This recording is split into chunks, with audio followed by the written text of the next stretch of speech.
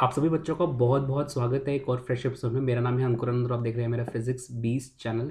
बहुत सारे बच्चे जो हैं वो इंतज़ार कर रहे थे एक वीडियो का। मैंने बताया था क्योंकि मैं यूनिवर्सिटी ऑफ दिल्ली में काफ़ी सालों से पढ़ा रहा हूँ और कई सारे बच्चे ये जानना चाहते थे स्पेशली इस वीडियो के माध्यम से, इस वीडियो के थ्रू कि लेक्चरशिप के लिए कैसे जा सकते हैं। तो मैंने सोचा कि एक वीडियो अच्छा सा बनाया जाए। नहीं तो मैं एक टेम्प्रेरी भी एक वीडियो बना सकता था, लेकिन मुझे लगा कि शायद थोड़ा अच्छे से वीडियो बना के डालूंगा तो आपको ज़्यादा मज़ा आएगा।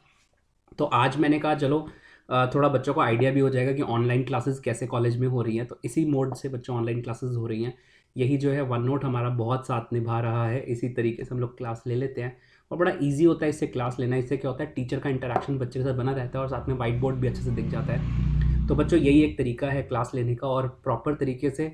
यही मेरे पास एक रूम है जिसमें मैं क्लास लेता हूँ। तो थोड़ा सा और डिस्टर्बेंस भी आती है और हर कोई अपने घर से पढ़ा रहा है, तो डेफिनेटली से ये वाला इशू तो है ही। बट बाय द वे, आज का जो वीडियो है वो सिर्फ और सिर्फ इस बारे में है कि हम यूनिवर्सिटी ऑफ दिल्ली में बेसिकली कैसे लेक्चरशिप के लिए जा सकते हैं, मिनिमम क्या तरीका है इसके लिए। अब क्योंकि मैं तो हूँ जो फिज़िक्स डिपार्टमेंट से हूँ, तो मैंने सोचा कि आज वीडियो जो है थोड़ा सा लिख के बनाया जाए तरीके से, ठीक है। सबको बनाते हुए समझाते हुए तरीके से मैं जो है लिखता रहूँगा आपके सामने हमेशा के लिए कि स्क्रीनशॉट रहेगा कि आप भी इस प्रोसेस को ध्यान में रखते हुए आगे चलेंगे। ज़रूरी नहीं है कि आप फिज़िक्स की बात ही कर रहे हैं, किसी भी सब्जेक्ट में अगर आप करना चाहते हैं तो सबसे पहली चीज़ जो होती है वो ये होती है कि आपने 12th क्लास में आपने सपोज़ आपने फ़िज़िक्स का ही मैं एग्जाम्पल लूँगा, ऐसे ही किसी भी सब्जेक्ट से रिलेटेड आप जो है बात को जनरलाइज कर सकते हैं। फॉर एग्जाम्पल अगर आपको एक फ़िज़िक्स का लेक्चरर बनना है या फिज़िक्स का या केमिस्ट्री का किसी भी एक सब्जेक्ट का, तो आपने 12th क्लास तक वो सब्जेक्ट पढ़ा हुआ होना चाहिए। लेकिन जब आपको एडमिशन लेना होता है तो आपको PCM, ये ग्रेजुएशन में एडमिशन लेने का क्राइटेरिया होता है। अगर आपको फिज़िक्स में एडमिशन लेना है तो आपके PCM के मार्क्स काउंट होते हैं। ऐसे ही अगर आपको जो है बॉटनी में एडमिशन लेना है तो आपका PCB काउंट होता है। तो डिपेंडिंग अपॉन यूनिवर्सिटी की गाइडलाइंस के थ्रू होके जाना पड़ेगा कि आपको एडमिशन कैसे लेना होता है। तो आपको जो है BSc करनी पड़ेगी इसके लिए। आप कहीं से भी BSc कर सकते हैं ऑल ओवर इंडिया में। ऑलमोस्ट हर जो है वो कॉलेज में हर स्टेट में मतलब कॉलेजेस में BSc होती है। क्योंकि मैंने जो है BSc की है वो दिल्ली यूनिवर्सिटी से ही की हुई है, तो मैं DU को अपने आप में एक अच्छा कॉलेज मानता हूँ। और अगर DU में ही पढ़ाना चाहते हो तो थोड़ा सा प्रेफरेंस बच्चों रहता है, हल्का सा एक प्रेफरेंस फैक्टर डेफिनेटली से रहता है कि अगर आप DU से पढ़े हुए हो तो तो लेने में आपको एब्जॉर्प्शन होने में थोड़ी सी आपको प्रेफरेंस मिल जाती है। बाकी आप किसी और स्टेट से आते हो तो थोड़ा सा मुश्किल रहता है, क्योंकि वहाँ का जो कल्चर है वो आप थोड़ा समझने में थोड़ी दिक्कत होती है। और सिलेबस भी हर यूनिवर्सिटी का थोड़ा अलग होता है, तो प्रेफरेंस रहती है कि आप DU से ही पढ़े हुए हो तो DU के बच्चे को ही जो है वो लिया जाए। ये एक बेसिक प्रेफरेंस है जो आई थिंक हर कहीं होती है।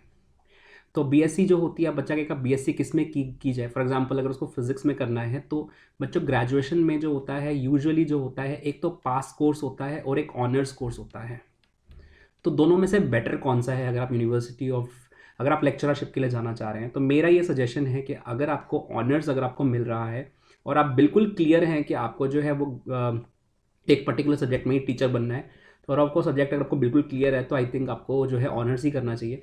फॉर एग्जांपल अगर 12th क्लास के पास बात बच्चा कंफ्यूज है कि मैं केमिस्ट्री का लेक्चरर बनूं या फिजिक्स का, तो वो पास लेके एडवांटेज उठा सकता है। लेकिन फिर एट द सेम टाइम आपको काफ़ी सारी डिफ़िकल्टीज़ आएंगी जो आने वाली वीडियोज़ में मैं आपको बताऊंगा कि क्या प्रॉब्लम बेसिकली आती है। उसके बाद में सबसे इंपॉर्टेंट इसमें क्या रहता है ये इसमें क्या हो जाता है कि जब आप ऑनर्स कर लेते हैं तो ऑनर्स करने के बाद यूनिवर्सिटी ऑफ दिल्ली से सबसे बड़ा एडवांटेज क्या है। बाकी कॉलेजेस का स्टेट्स का अलग अलग तरीके से होता है जो कि आने वाली वीडियोस में आपको बताता रहूँगा। बट राइट नाउ जो MSc करने का जो क्राइटेरिया रहता है वो ये होता है कि एडमिशन का जो इनटेक होता है वो दो तरीके से होता है। One is entrance based and the other is merit based. अब मेरिट में जो है वो 50% सीट्स जो होती है वो मेरिट में होती हैं और 50% सीट जो होती है वो एंट्रेंस के थ्रू होती हैं। और ये जो बेसिकली ये जो एलिजिबिलिटी है ये ऑनर्स के DU से पढ़े हुए बच्चों के लिए मिलती है। यानी ये जो मेरिट वाली जो है ये सिर्फ ये लिमिटेड होती है, ये सिर्फ उन्हीं बच्चों के लिए है जिन्होंने सेम यूनिवर्सिटी यानी दिल्ली यूनिवर्सिटी से ऑनर्स में ही किया हुआ है। पास वाले इसमें एलिजिबल नहीं होते हैं। तो एक अच्छी बात यह है कि अगर आपने ऑनर्स में अगर आपने अंडर ग्रेजुएशन किया हुआ है तो आपको ये फ़ायदा मिलता है कि आपको जो है 50% आपके लिए सीट्स रिजर्व्ड है मेरिट बेसिस पे। इसमें आपकी परसेंटेज के बेसिस पे आपका एडमिशन होता है। बाकी के जो 50% होता है वो ऑल ओवर इंडिया, जिसमें आप भी एलिजिबल हो, ऑनर्स वाला बच्चा भी एलिजिबल है, वो भी एंट्रेंस एग्जाम दे सकता है, पास वाला तो दे ही सकता है। और बाकी स्टेट्स के ऑनर्स वाले बच्चे भी इस एंट्रेंस के थ्रू ही एडमिशन लेंगे। अब DU का अपना एंट्रेंस एग्ज़ाम होता है, कब होता है, कैसे होता है, मैं सारा कुछ आने वाली वीडियोज़ में आपको डिटेल में बताऊँगा। बट अभी ऐसा कुछ भी नहीं है, अभी काफ़ी टाइम है, अभी 3-4 महीने का टाइम है।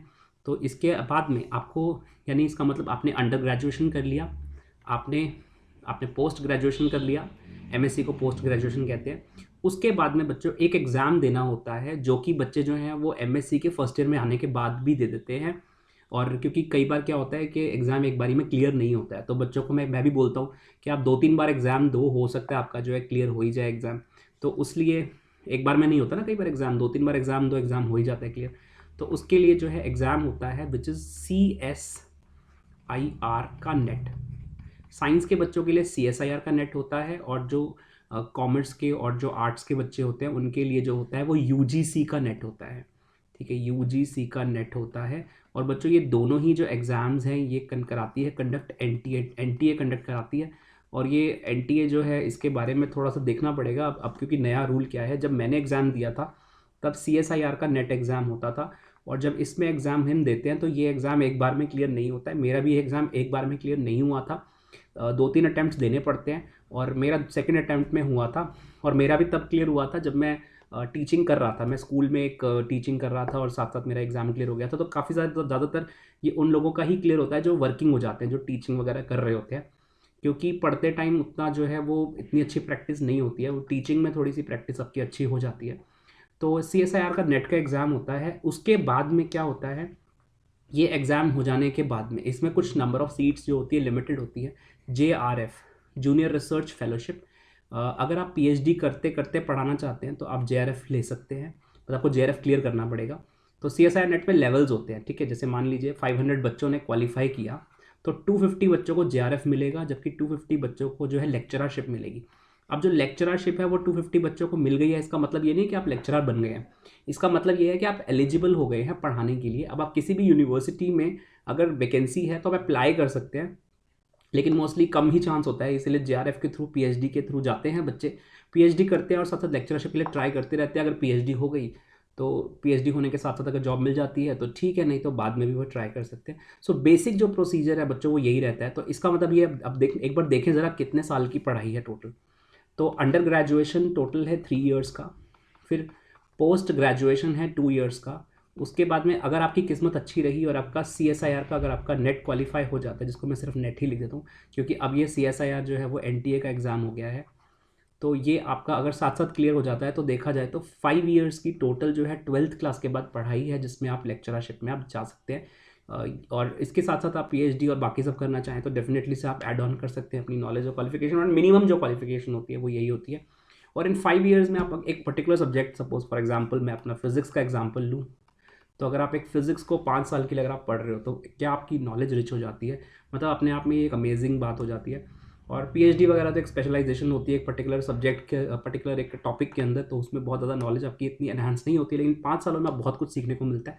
तो एक अच्छा कॉलेज होना बहुत ज़रूरी है, जो कि टीचिंग के लिए आपकी नॉलेज को बहुत एनहांस करता है और आपकी ओवरऑल पर्सनैलिटी को डेवलप करता है। बाकी और बहुत सारी वीडियोज़ के बारे में, मतलब और बहुत सारा कंटेंट है जो मैं आपके बारे में बात करूँगा आपसे आगे आने वाली वीडियोज़ में इन्हीं से related. Thank you very much watching this video. इस वीडियो को शेयर करो जो लोग लेक्चरशिप के लिए जाना चाहते हैं।